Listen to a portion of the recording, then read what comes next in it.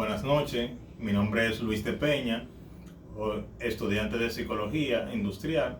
Hoy yo le voy a hablar acerca de lo que es el salario. Siguiente. El salario, como todos sabemos, el salario es una retribución que recibe el empleado por parte del empleador debido a los servicios prestados. Siguiente.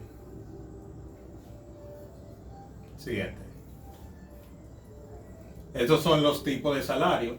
Aquí tenemos el salario por unidad de obra, que como todos sabemos, esto se refiere más a la persona que son ingeniero o maestro constructor, debido a que esto se le paga, la retribución que recibe o el salario que recibe esta persona es a través de la obra que realiza. Vamos a decir, el proyecto como de una casa o un apartamento. También tenemos el de por unidad de tiempo. Este se establece debido a un tiempo definido en el cual se le paga o se le retribuye en base al tiempo específico que realiza el empleado. Y tenemos el salario mixto, que es una combinación del salario por unidad de obra y el salario por unidad de tiempo.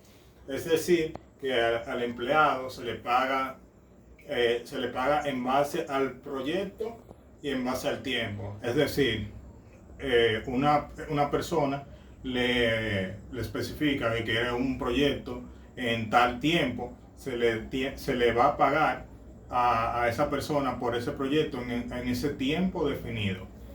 Y tenemos el salario nominal. Como todos somos, la mayoría somos empleados nominal, o sea que trabajamos en una empresa y estamos en una nómina. El salario nominal es a través de una nómina de pago, el cual uno es retribuido a través de la jornada laboral. También tenemos el salario metálico.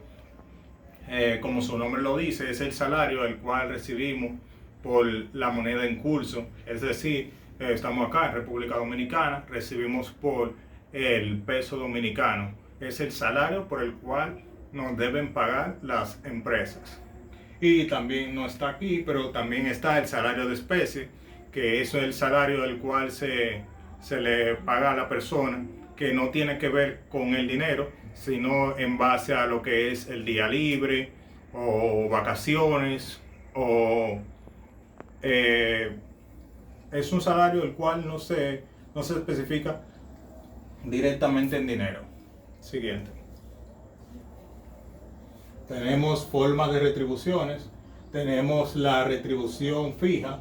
Esa es la retribución que es una retribución económica en el cual se le paga al empleado de manera fija. Es decir, es más seguro y más conveniente para el empleado, ya que ese está sujeto a esa retribución fija en el cual el empleado recibe su dinero de manera fija.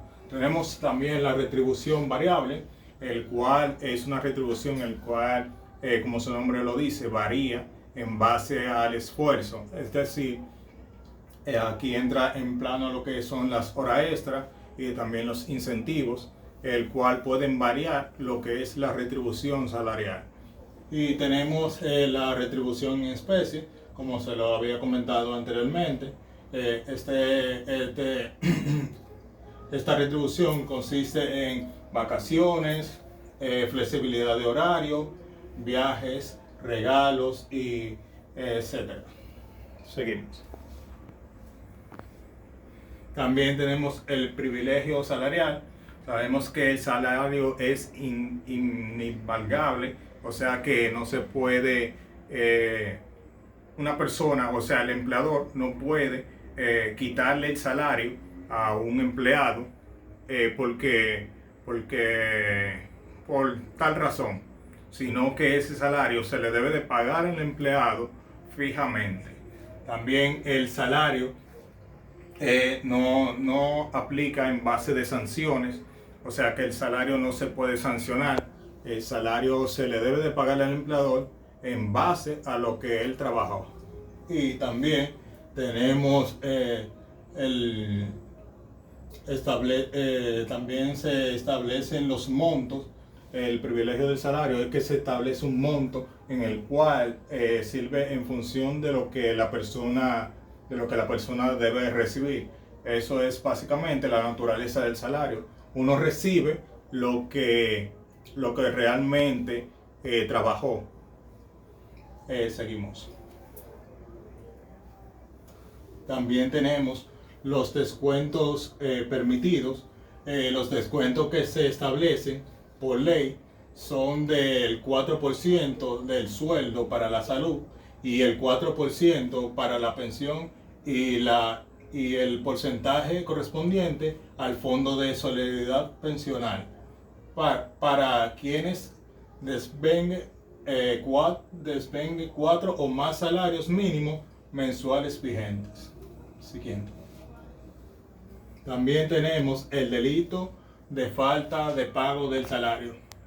Sabemos que de acuerdo al artículo 211 del Código de Trabajo, constituye un delito penal el hecho de contratar a un trabajador y no pagarle. Es decir, que al trabajador se le debe de pagar en base a la hora y al tiempo en el cual ese trabajador o ese empleado ejerció. Es decir, no se le puede y es penado por la ley, como lo establece en el artículo 211, que no se puede quitar lo que es el salario a un empleado en base a lo que trabajó o el servicio que prestó. Siguiente.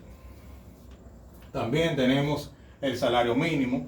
El salario mínimo, como todos sabemos, el salario mínimo es la mínima parte de lo que recibe el empleado. Es decir, los empleados que no tienen una formación muy avanzada reciben este tipo de salario. También el salario mínimo lo reciben las personas que pertenecen a los mandos operativos de la empresa. Es decir, que como el salario mínimo no lo tienen los altos gerentes, sino que lo desempeñan las personas de mandos medios o operativos. Siguiente. También tenemos que el salario mínimo debe ajustarse en medida de lo que es la canasta familiar. Sabemos que no es así, debido a que la canasta familiar en estos momentos está en 38.455 pesos y el salario mínimo está por muy debajo de lo que es la canasta familiar. Es decir, esto va directamente proporcional. El salario mínimo debe ir proporcional con el costo de la vida. Es decir, que la canasta familiar está en este punto y el sueldo mínimo está en este punto. Debido a que el sueldo mínimo en estos momentos está ya, el año que viene ya estará rondando por los 21,000 pesos, dependiendo también de lo que es la empresa. Porque el salario mínimo se basa en diferentes empresas, como pequeñas, micros y medianas y grandes empresas. Seguimos. También tenemos el salario de Navidad o el sueldo 13. Este es el salario el cual recibimos los empleados en Navidad. Todo trabajador dominicano, siendo el artículo 219 del Código de Trabajo el que hace referencia al mismo. En ningún caso el salario de Navidad debe superar los 5 salarios mínimos legalmente establecidos. Siguiente. Y tenemos acá, por último, la participación de los beneficios de la empresa. Sabemos que la empresa recibe beneficios y esos beneficios se le debe de compartir a los empleados. Es decir, el 10% de lo que gana la empresa se le debe compartir a los empleados ese pequeño regalo. También, como todos sabemos, hay muchas empresas tampoco que van muy de la mano con esa parte, ya que muchas empresas se declaran en rojo para evitar pagar estos 10% de lo que es a los empleados. Pero debemos siempre estar del lado de la ley y saber que esto se establece y está registrado aquí, como lo dice, en el artículo 223 y en el artículo 227, y es de uso obligatorio, o sea que ninguna empresa que sirva bien está exento a no pagar estos 10%, al 10% a los empleados.